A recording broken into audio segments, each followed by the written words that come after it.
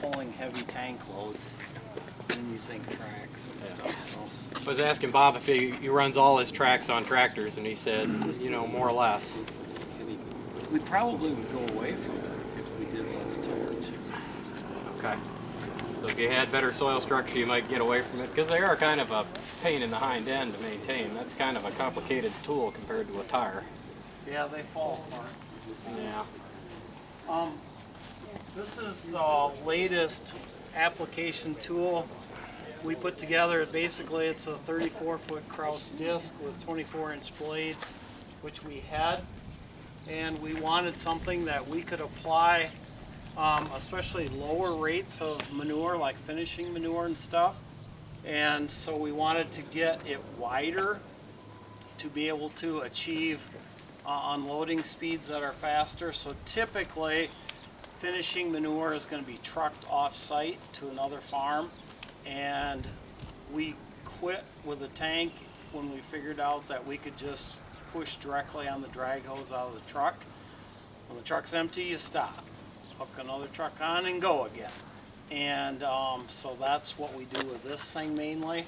And this has two distributors. Here, this is a different style distributor. Jeremy, we would say this is superior probably, right? Yeah, that's a better one. Yep. It's a better one. It's later. It's a much better built. And you can see it's smaller, so there isn't as much pressure tweaking on everything. And so we have two of them.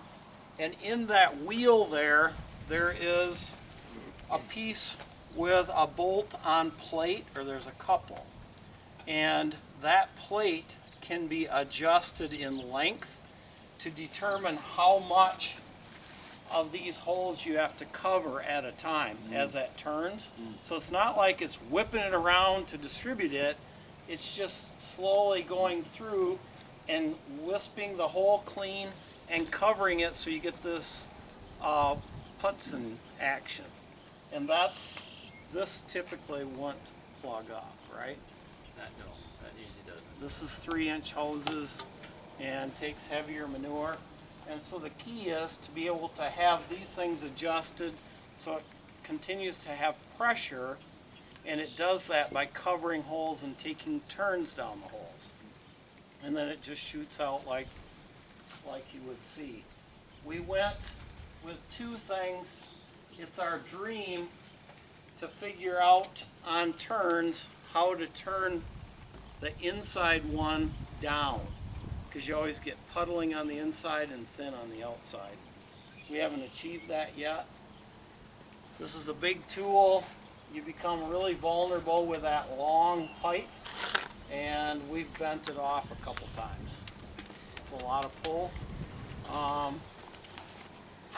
But the tool itself works pretty nice because it does incorporate that thick manure, which would just lay on top behind the other. Probably does too much tillage on some stuff. I wondered if you always run it at this pitch, or do you ever try to take some pitch out of that disc? And No, it's not adjustable. not adjustable. Well, that'd be a good reason not to adjust it. And we need to run our sprayer faster in the spring so that we don't use the disc as much. And last week I asked the question and it was said, well, you can better rut it up with a sprayer as have to do something else. And so I think there's wisdom in that. But the disc, it's interesting that they're calling some discs vertical tillage now. I don't quite understand that, but I think the concept is you're working just the top a little bit of soil, and that's probably the difference. Part of the disc Got to read is Plowman's Folly again.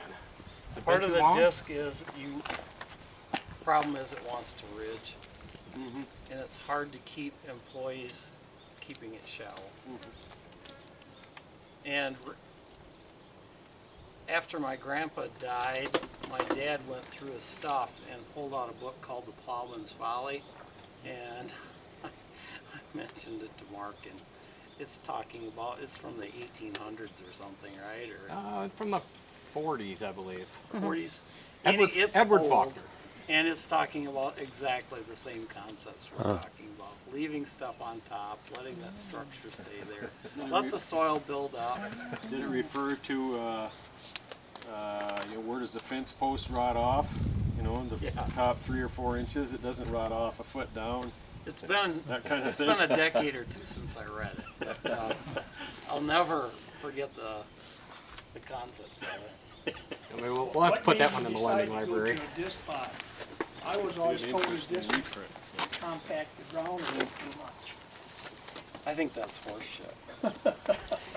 You know, we don't use a disc very much. There's not a whole lot of discs being done anymore. Discs are coming back like crazy, But the ones that are not like that, yeah. I agree though. We went to the disc to cover up other ills. okay? When you have weeds and stuff, what do you do? Oh, Do you get your disc out? We hate to bring it out, but that's the only time And we part of the bring it out. reason you hate to is because you gotta repair it. Well, it's maintenance, but you hate to end up getting the disc out, but you have to cover the weeds up. I know. Right, and that's why we have to spray earlier and things like that. Yeah. And I think the disc does more compaction than it's wet. And that's the temptation, and a lot of people will use a disc to dry it out. That's so we're not trying to use it for that. This would be dry conditions where you're putting manure on and you're going to make it wet. So it's gotta be good enough to take that moisture